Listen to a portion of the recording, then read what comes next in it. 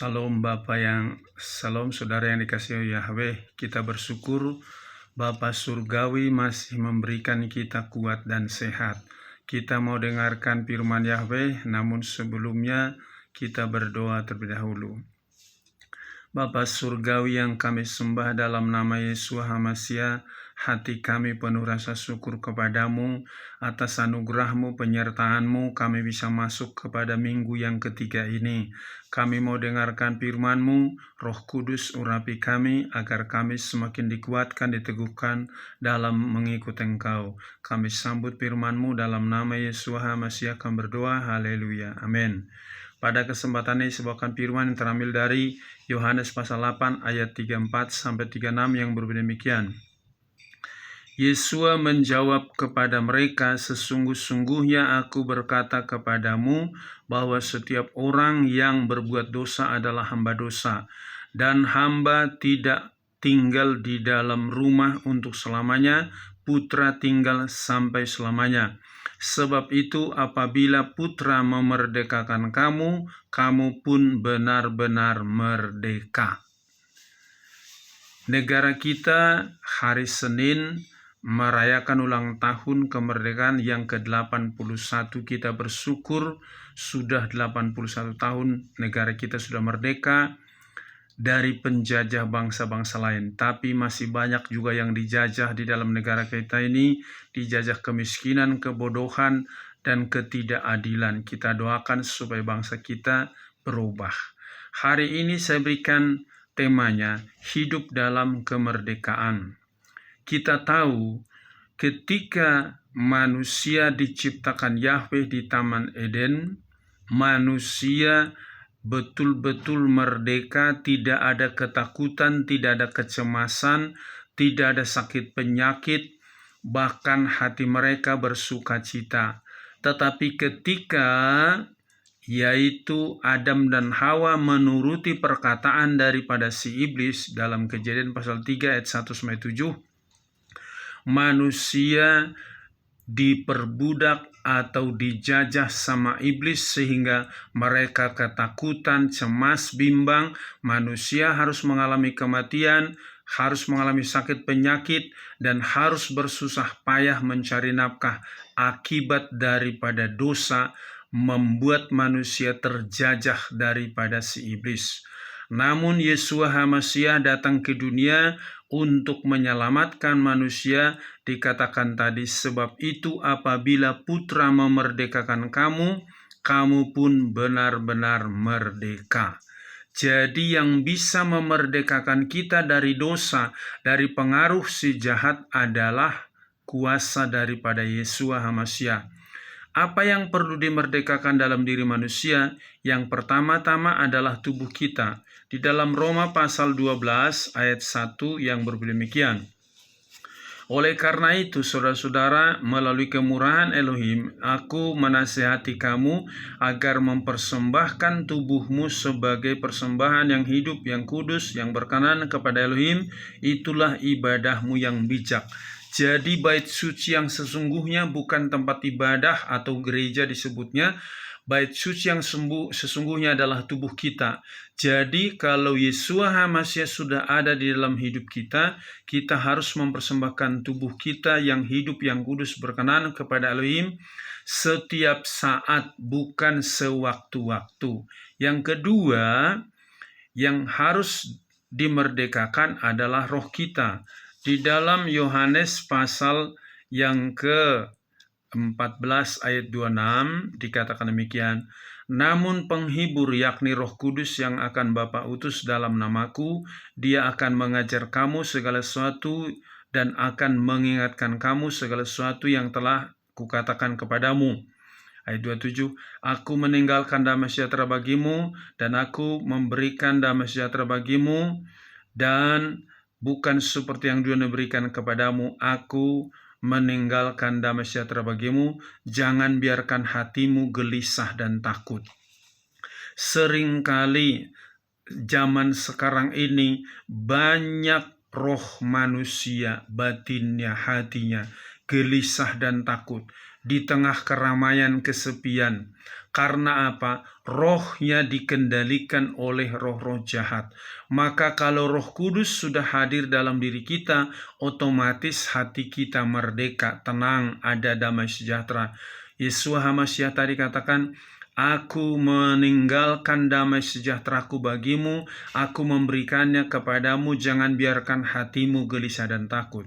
Yang ketiga adalah pikiran kita, bahwa jika kita sudah dibangkitkan bersama HaMashiach, maka kita harus memikirkan perkara-perkara yang di atas, yang di surga, di mana Yesus HaMashiach berada, karena kita sudah ditebus. Itu dalam Kolose pasal 3 ayat 1-2.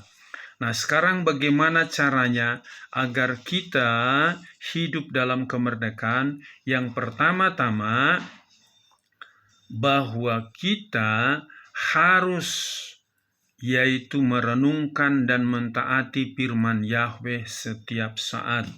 Di dalam Matius pasal 4 ayat 4 yang berbunyi demikian, namun seraya menanggapi, dia berkata, telah tertulis, bukan oleh roti saja manusia akan hidup, melainkan oleh setiap firman yang keluar melalui mulut Yahweh. Sekarang ini ada banyak manusia bangun pagi, tidak doa, tidak baca firman, langsung sibuk bekerja, berusaha, berdagang, sekolah, kuliah, tanpa baca firman. Engkau terjebak karena apa? Engkau harusnya bangun pagi, engkau cari dulu Yahweh itu, berdoa dan penyembahan, baca firman. Supaya apa? Supaya engkau merdeka. Karena yang memerdekakan adalah firman Yahweh tadi. Ketika engkau merenungkan firman Yahweh dan melakukan, pasti hatimu tenang. Di dalam Yohanes 17 ayat 17 dikatakan, kuduskanlah mereka dalam kebenaran, firman-Mu adalah kebenaran. Yang kedua, kita harus tunduk kepada Yahweh setiap saat dan menyembahnya, dan melawan pekerjaan daripada si iblis. Jangan pernah menurut seperti Adam dan Hawa, apa yang diperintahkan si iblis dia turutin. Tapi kita perhatikan Yeshua HaMashiach memberikan contoh dalam Matius pasal 4 ayat 8 sampai yang ke-11 berbunyi demikian. Sekali lagi si iblis membawa dia ke sebuah gunung yang sangat tinggi dan menunjukkan kepadanya semua kerajaan dunia dan kemuliaannya. Dan dia berkata kepadanya, Aku akan memberikan semua ini kepadamu jika engkau bersembah sujud kepadaku. Kemudian Yesus berkata kepadanya, Enyahlah Satan, sebab telah tertulis, engkau harus menyembah Yahweh Elohimmu, dan kepadanya sajalah engkau harus beribadah. Lalu si iblis meninggalkan dia, dan tampaklah para malaikat datang menghampiri dan melayani dia. Di zaman sekarang ini, orang mencari harta, uang, pengetahuan, bangun pagi-pagi cepat-cepat berangkat tanpa doa baca firman. Saya ulangin lagi, karena apa? Engkau khawatir nanti gimana kalau aku nggak sekolah, nggak kuliah, aku nggak buka usaha, dari mana berkat? Engkau berpikir bahwa harta dunia ini bisa menjamin hidupmu, padahal itu jebakan daripada si iblis. Tidak salah engkau kuliah, sekolah, tidak salah engkau buka usaha, bekerja, tetapi prioritaskan dulu Yahweh itu, sembah dulu Yahweh itu, bukan pekerjaanmu yang kau sembah, bukan kuliahmu yang kau sembah, bukan ilmu yang kau sembah, tapi pemberi ilmu itulah yang harus kau sembah, yaitu Yahweh Elohim. Jadi jangan terjebak dalam perangkap daripada si iblis itu. Engkau harus tunduk dan taat pada Yahweh, lawan segala kemauan si iblis itu. Yang ketiga, kita tidak boleh meragukan Yahweh. Ya, di dalam Kejadian pasal 2 ayat 16-17, Yahweh katakan, semua buah pohon dalam taman ini boleh kau makan buahnya dengan bebas, kecuali yang di tengah taman jangan kau makan, kalau kau makan kau akan mati. Di dalam Kejadian pasal 3 ayat 1-7, Iblis berkata kepada si Hawa, "Bukankah Yahweh berfirman, semua buah pohon dalam taman ini tidak boleh kau makan buahnya? Bukan begitu ular. Semua buah pohon dalam taman ini boleh kami makan buahnya, kecuali yang di tengah taman kami tidak boleh makan, kalau makan kami mati." Iblis jawab, "Kamu bukan mati kalau kau mau makan buah pohon itu, tapi kau akan sama seperti Yahweh, tahu mana yang baik, mana yang tidak baik.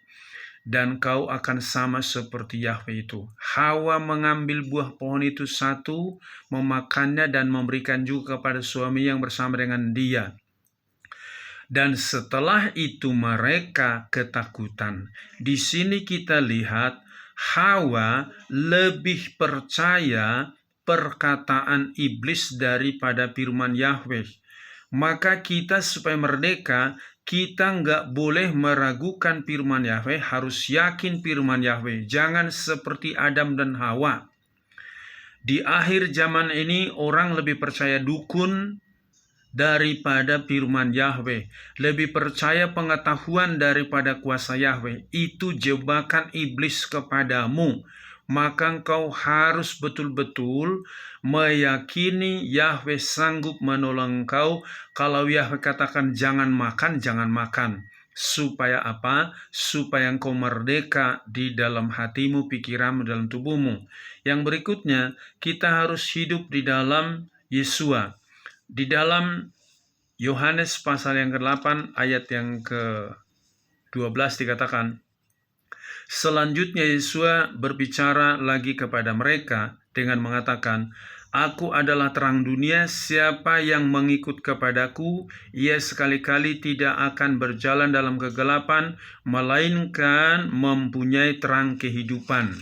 Kita perhatikan di sini, jika kita hidup dalam Yesua, pasti punya terang. Jadi kalau kita ditegaskan tadi dalam ayat 36, sebab itu apabila Putra, yaitu Yesua, memerdekakan kamu, kamu pun akan benar-benar merdeka. Yang bisa menebus manusia dari dosa adalah Yesua HaMasyiah, bukan agama, bukan perbuatan baik, bukan juga para rasul, bukan para nabi. Yang bisa menebusnya hanya Yesus HaMasyiah. Kalau dosamu sudah ditebus, otomatis hatimu, pikiranmu, tubuhmu pasti merdeka. Berikutnya, kita harus selalu mengandalkan kuasa Yahweh setiap saat. Dalam Yeremia 17 ayat 7-8 dikatakan, "Diberkatilah orang yang mengenalkan Yahweh, dia seperti pohon yang ditanam di tepi aliran air dan menghasilkan buah pada musimnya." Di dalam Daniel pasal yang ketiga ayat 15-18, bagaimana Raja Nebukadnezar membuat patung dan mereka memerintahkan setiap orang yang ada dalam kerajaannya harus menyembah patung.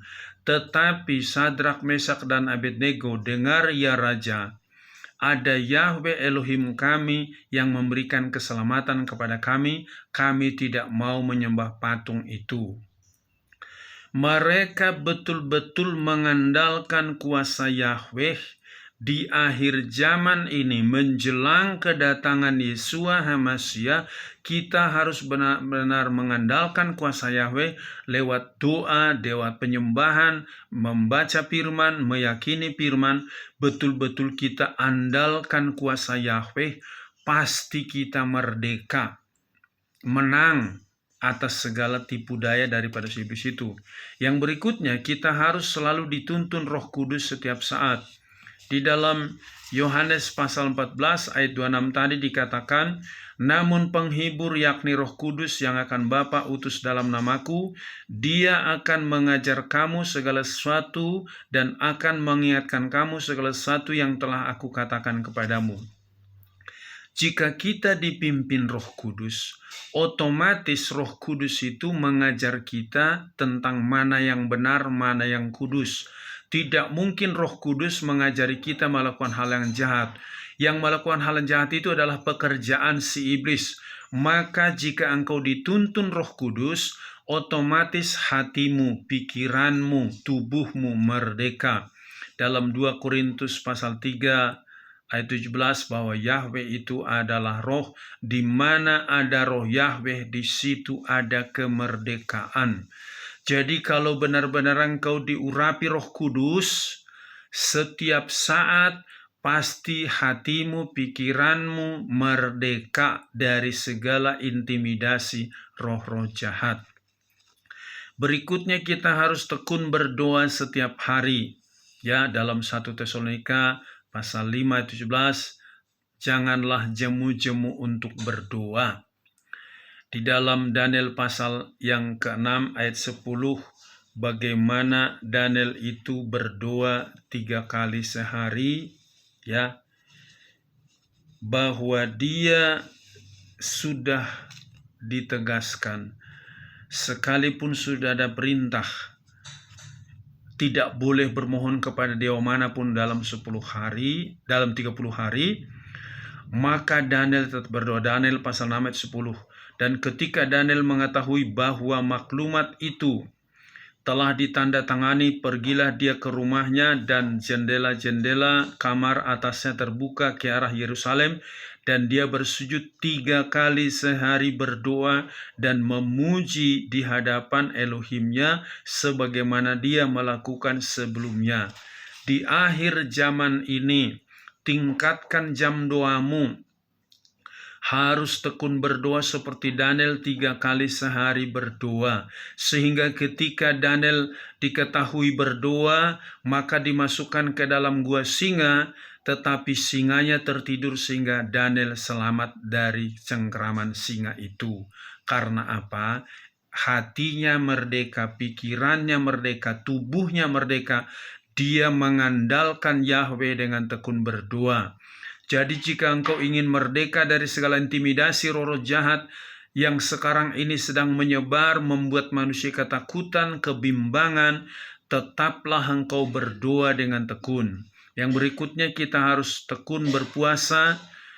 Bagaimana Yesus HaMashiach menegaskan dalam Matius pasal 6 ayat 16-18, ditegaskan bahwa kita harus berpuasa. Tujuannya apa? Agar kita menang dari segala pekerjaan-pekerjaan roh jahat itu. Ya. Dan kita ingat juga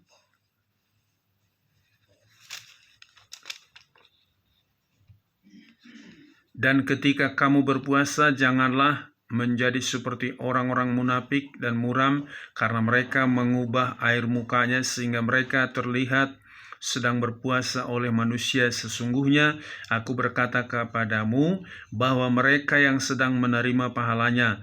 Namun engkau selagi berpuasa, minyakilah kepalamu dan cucilah wajahmu, supaya engkau tidak terlihat sedang berpuasa oleh manusia, kecuali oleh Bapamu yang ada dalam ketersembunyiannya.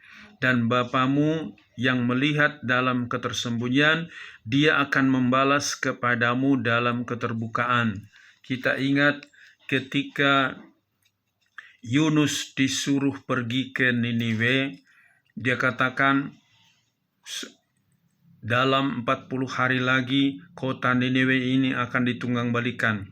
Maka raja memerintahkan seluruh orang-orang Niniwe berpuasa selama 3 hari 3 malam. Itu dalam Yunus pasal 3 ayat 10. Ketika Yahweh melihat orang-orang Niniwe berpuasa, maka Yahweh membatalkan hukuman untuk menghancurkan kota Niniwe. Di dalam situasi zaman sekarang ini, kalau engkau ingin menang, merdeka dari segala ketakutan, kecemasan, hal-hal yang mengerikan, engkau belajar berpuasa di dalam hidupmu. Mungkin sekali seminggu atau 2 kali seminggu, engkau ambil waktu untuk berpuasa supaya engkau menang. Selain itu, supaya kita merdeka, kita harus selalu bersyukur atas apa yang terjadi dalam hidup kita. Dalam Ayub pasal 1 ayat 21-22, Ayub berkata, Yahweh yang memberi, Yahweh yang mengambil, terpujilah nama Yahweh. Dalam kesemuanya itu, Ayub tidak berbuat dosa. Kenapa demikian? Karena Ayub belajar dengan kejadian dia hilang harta semuanya, hilang anak 10, datang penyakit, tapi dia tetap bersyukur.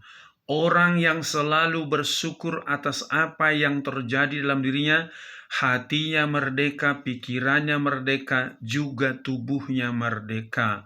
Dalam 1 Tesalonika pasal 5 ayat 18, mengucap syukurlah dalam segala sesuatu. Perlu kita pegang itu baik-baik. Dalam situasi akhir zaman ini, banyak hal-hal yang mengerikan, gempa bumi, banjir di mana-mana, kejahatan meningkat. Belajarlah engkau, kalau engkau sedang mengalami kesulitan masalah keuangan, dulu banyak uang, sekarang gak punya apa-apa, belajar engkau bersyukur seperti Ayub, maka hatimu ada damai sejahtera, ada kemerdekaan, pikiranmu juga tenang, tidak mungkin sakit. Yang berikutnya, kita harus berfokus kepada dan taat kepada Yahweh, perintah Yahweh. Di dalam Yeremia pasal yang ke-7 ayat 23 yang berbunyi demikian, namun hanya perkataan ini yang telah aku perintahkan kepada mereka dengan mengatakan, dengarkanlah suaraku, maka aku akan menjadi Elohim bagimu, dan kamu akan menjadi umat bagiku, dan kamu akan berjalan di segala jalan yang aku perintahkan kepadamu, sehingga hal itu menjadi baik bagimu. Ditegaskan di sini bahwa aku perintahkan kepada mereka dan mengatakan, dengarkanlah suaraku, maka aku akan menjadi Elohim bagimu. Sekarang ini ada banyak bisikan-bisikan iblis pada engkau bangun, pada saat engkau mau tidur, pada saat engkau di jalan, di tempat pekerjaan, di tempat kuliah. Banyak bisikan iblis membuat engkau gelisah, takut, dan bimbang. Jangan dengarkan perkataan si iblis seperti Adam dan Hawa tadi, tapi dengarkan suara Yahweh itu supaya engkau merdeka. Karena sekarang ini iblis sadar waktunya tinggal sedikit lagi akan dihukum di neraka. Maka dia mencari orang sebanyak-banyaknya supaya ada temannya dihukum di neraka. Maka dia membuat manusia gelisah, selalu mendengarkan kegelisahan itu, sehingga manusia ketakutan. Banyak orang sekarang ini ketakutan, takut mati, takut nggak ada makan, takut nggak ada mata pencaharian lagi. Itu rekayasa daripada si iblis. Harusnya engkau harus yakin ada Bapa di surga yang menyediakan apa yang kau perlukan. Yang berikutnya, kita harus selalu hidup kudus seperti Yahweh. Di dalam Imamat pasal 20 ayat 26, dan kamu harus menjadi kudus bagiku, sebab aku ini Yahweh kudus, dan aku telah memisahkan kamu dari antara bangsa-bangsa lain untuk menjadi milikku. Kalau kita hidup kudus dan benar, otomatis nggak ada ketakutan, nggak ada kecemasan, pasti merdeka. Dan hidup kudus itu bukan hanya pada saat ibadah, bukan hanya pada saat hari Minggu, tetapi setiap saat. Ingat, pelihara kekudusan itu. Yang bisa menguduskan engkau adalah firman Yahweh, hidup dalam pimpinan Roh Kudus. Maka lakukan firman Yahweh itu supaya engkau hidup kudus. Yang berikutnya, kita harus selalu siap mati mengikut Yeshua HaMashiach.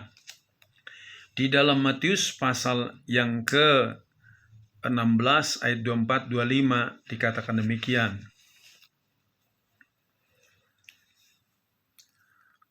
Kemudian Yesua berkata kepada para muridnya, jika seseorang ingin ikut di belakangku, hendaklah dia menyangkal dirinya dan memikul salibnya dan mengikut aku. Sebab siapapun yang berkeinginan untuk menyelamatkan jiwanya, dia akan membinasakannya. Tetapi siapa yang menghilangkan jiwanya, demi aku ia akan mendapatkannya.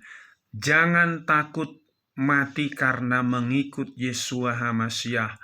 Kalau gara-gara pengikut Yeshua engkau dibunuh, bersyukur, upahmu besar di surga.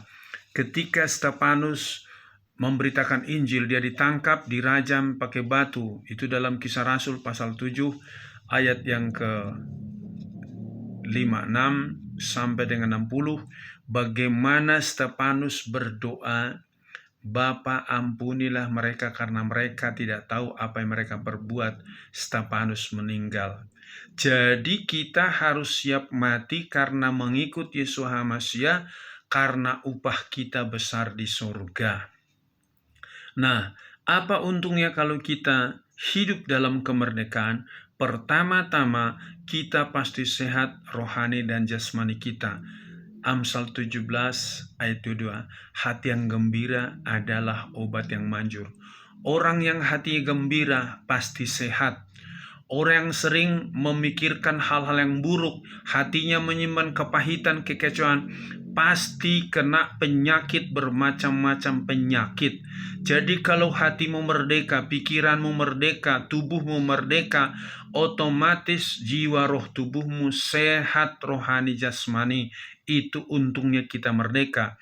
Yang kedua, kita hidup dalam terang, menjadi terang. Di dalam Yohanes pasal 8 ayat yang ke-12 tadi dikatakan bahwa kita ini menjadi terang. Selanjutnya Yesus berbicara lagi kepada mereka dengan mengatakan, Aku adalah terang dunia, siapa yang mengikut kepadaku, ia sekali-kali tidak akan berjalan dalam kegelapan, melainkan ia mempunyai terang kehidupan. Jadi kita memiliki terang kehidupan ketika kita hidup di dalam kemerdekaan itu, menjadi terang bagi orang lain, menjadi saksi bagi orang lain. Sekalipun kita diperhadapkan dengan berbagai kesulitan, kita selalu tenang. Orang lain mengatakan, wah hebat dia, luar biasa. Karena apa? Karena dia memberikan kemenangan kepada kita. Berikutnya, bahwa kita bebas dari segala dosa. Di dalam Ibrani pasal 10 ayat 14 dikatakan demikian, sebab oleh satu persembahan dia telah menyempurnakan mereka yang dikuduskan sampai selamanya. Kehadiran Yesus HaMasiah dalam diri kita menghapuskan segala dosa-dosa, baik dosa turunan, dosa yang kita berbuat, bahkan menjamin kita masuk surga. Otomatis kita pasti bersuka cita. Dan kita dijamin masuk surga. Dalam Yohanes pasal 3 ayat 16, karena begitu besar kasih Elohim akan dunia, sehingga ia mengaruniakan putranya tunggal, dan setiap yang percaya kepadanya memperoleh hidup yang kekal. Jadi kita sangat beruntung kalau kita hidup dalam kemerdekaan, dijamin masuk surga, bebas dari dosa, kita menjadi terang, menjadi garam bagi orang lain. Biar melalui firman ini, menjelang kedatangan Yesus HaMasiah, kita benar-benar hidup dalam terang, merdeka, sehingga kapanpun Yesus HaMasiah datang, kita pasti masuk dalam kerajaan surga. Amin. Sampai di sini firman Yahweh, kita berdoa. Bapa dalam surga, terima kasih buat firman-Mu. Engkau telah memberikan firman-Mu kepada kami, supaya kami semakin hidup dalam terang-Mu melalui firman-Mu, melalui Roh-Mu yang kudus, melalui kehadiran-Mu, ya Yesus HaMasiah. Dan berkati anak-anak-Mu yang mendengarkan firman-Mu, supaya selalu ada di dalam terang-Mu dan merdeka di dalam pikiran, hatinya, dan tubuhnya.